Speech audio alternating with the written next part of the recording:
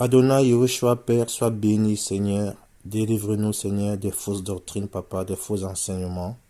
Père, nous voulons rester à tes pieds, Seigneur. Communique-nous, Papa, ton Esprit Saint. Nous voulons tenir jusqu'au bout avec toi, par ta grâce. Sois béni éternellement. Amen. Donc aujourd'hui, mes frères et sœurs, la question est, est-ce qu'un chrétien peut-il perdre le salut? Est-ce qu'un chrétien peut-il perdre son salut? La réponse est oui. Un chrétien peut perdre son salut si il ne reste pas dans la parole, si il s'éloigne de la parole, si il ne garde pas sa délivrance, si il pêche volontairement. Regardez dans les Écritures, on verra que le salut, si on considère que le salut c'est la délivrance, c'est la sécurité, c'est la sûreté, hein? Et en grec c'est soteria, en hébreu c'est yeshaya.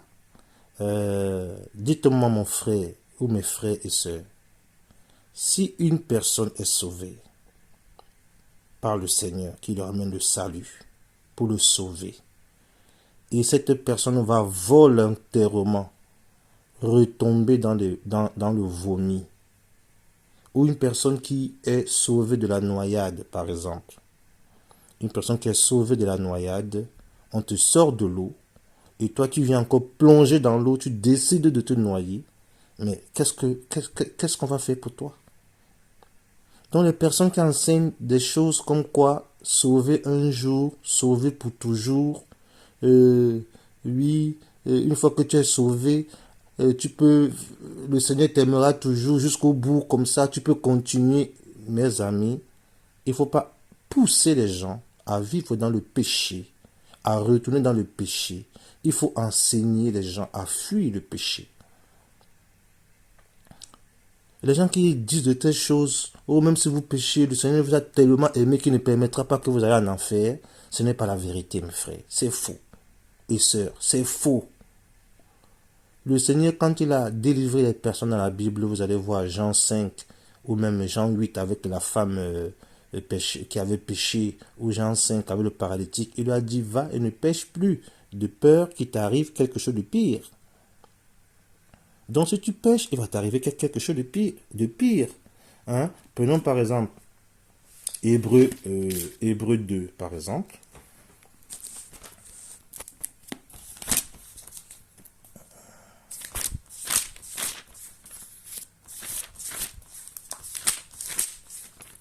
Hébreu 2, il nous dit quoi? Il nous dit, c'est pourquoi il faut nous attacher plus sérieusement aux choses que nous avons entendues, de peur que nous ne soyons emportés loin. On peut être emporté loin si on ne s'attache pas à la parole. Car si la parole prononcée par le moyen des anges était devenue ferme, et si toute transgression et désobéissance a reçu une juste rémunération, comment échapperons-nous si nous négligeons un si grand salut, annoncé au commencement par le moyen du Seigneur, reçu et confirmé par nous, par ceux qui l'avaient entendu?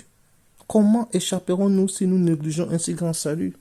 Nous ne devons pas négliger le salut. Nous ne devons pas fouler aux pieds la grâce. Nous ne devons pas retourner dans le péché, retourner dans la saleté, retourner dans toutes ces choses. Ça veut dire qu'on se moque du Seigneur. Et là, tu sors, tu perds ta délivrance. Les démons reviennent encore plus fort. Nous ne pouvons pas négliger un si grand salut, mes frères. Nous n'allons pas échapper. Parce que Satan même était au ciel là-bas, il a été chassé. Avec les anges, à cause de la désobéissance, à cause de la rébellion. Mais si nous on se rebelle, ou si on désobéit, on ne sera pas sauvé. C'est ça, la vérité. Hein? Philippiens 2, 12, il nous dit quoi? C'est pourquoi, mes bien-aimés, comme vous avez toujours obéi, l'obéissance. Accomplissez votre propre salut avec crainte et tremblement. D'autres versions disent travaillez à votre salut avec crainte et tremblement. Nous devons travailler à notre salut. Nous devons l'accomplir tous les jours. Comment? Par la prière, la méditation, les louanges, l'adoration, la sanctification, toutes ces choses que vous connaissez déjà.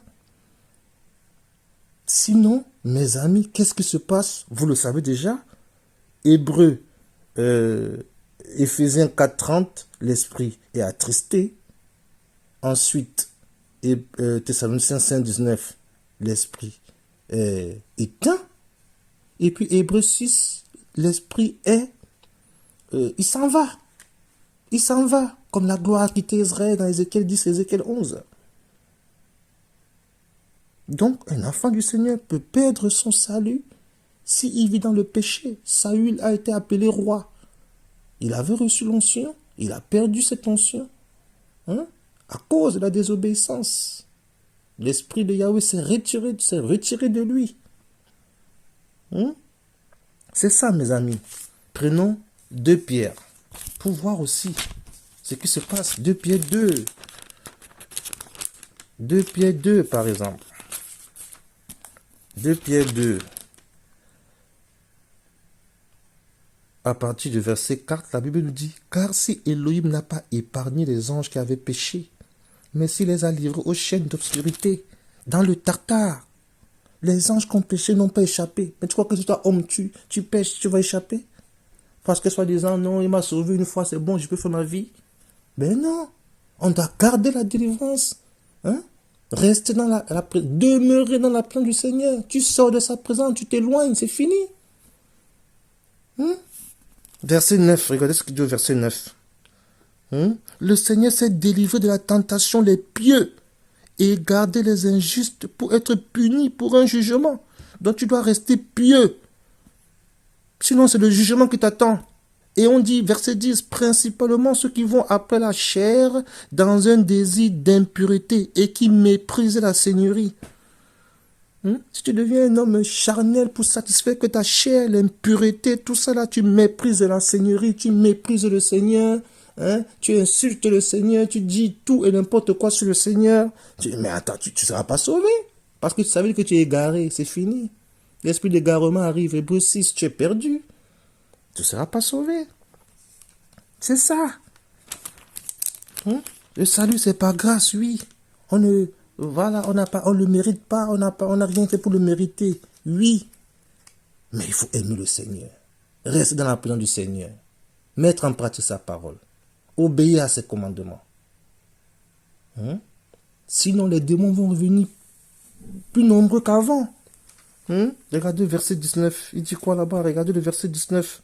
Il nous dit, il leur promet la liberté alors qu'ils sont eux-mêmes esclaves de la corruption, car on devient esclave de celui par qui on est vaincu. Si tu es vaincu par le péché, tu deviens esclave du péché.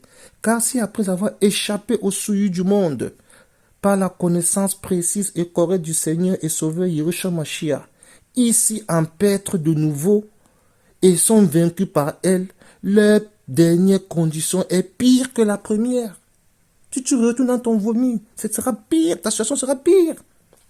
Car, verset 21, mieux valait pour eux de n'avoir pas connu la voie de la justice que de l'avoir connue et de se détourner du saint commandement qui leur avait été donné. Donc, si tu as connu ce chemin et tu te détournes de ce chemin, la Bible dit ta situation c'est très grave. Il aurait fallu ne jamais avoir connu le Seigneur et de te détourner du Seigneur. Voilà pourquoi toi qui aimes le Seigneur, reste avec le Seigneur. Que personne ne vienne voler ta relation avec le Seigneur. Que personne ne vienne voler ta sainteté, la crainte que tu as. Comme Akab voulait voler le champ de Naboth. Naboth a refusé de vendre son champ. Ne laisse personne. Garde la sainteté. C'est les gens qui enseignent ce genre de choses parce qu'eux-mêmes ils aiment le péché. Ils vivent dedans. Ils caressent ce péché. Ce sont des pécheurs. Ils aiment ça. Ils ne se repentent même pas. Ils ne pleurent même pas devant le Seigneur pour dire, Seigneur, vraiment délivre-moi de mon péché. Délivre-moi, je souffre. Ils pêchent volontairement et ils entraînent les autres à pécher et ils leur font croire que comme ils sont sauvés, c'est fini. Ils peuvent maintenant pécher et vivre n'importe comment. C'est faux. Ça, c'est encore une autre doctrine diabolique. C'est un mensonge. Et je vais vous dire quelque chose, mes frères. Ceci n'a rien à voir. Ce n'est pas la même chose qu'avec le livre de vie. Je vais encore dire quelque chose par rapport au livre de vie, mes frères. Le livre de vie, c'est un livre qui est déjà écrit au moment où on parle. Le Seigneur n'attend pas la dernière seconde pour écrire les noms des gens dans ce livre. Oh non, j'attends, je veux voir, il a 70 ans, il lui reste encore 2 ans, je veux voir, c'est à 71 ans, il va m'abandonner, je veux voir, c'est à 71 ans, à 72 ans, il va fuir la foi, il va... Non, le Seigneur sait déjà d'avance qu'il va aller jusqu'au bout. Depuis l'éternité passée, il a écrit le nom dedans. Il n'efface pas le nom dedans.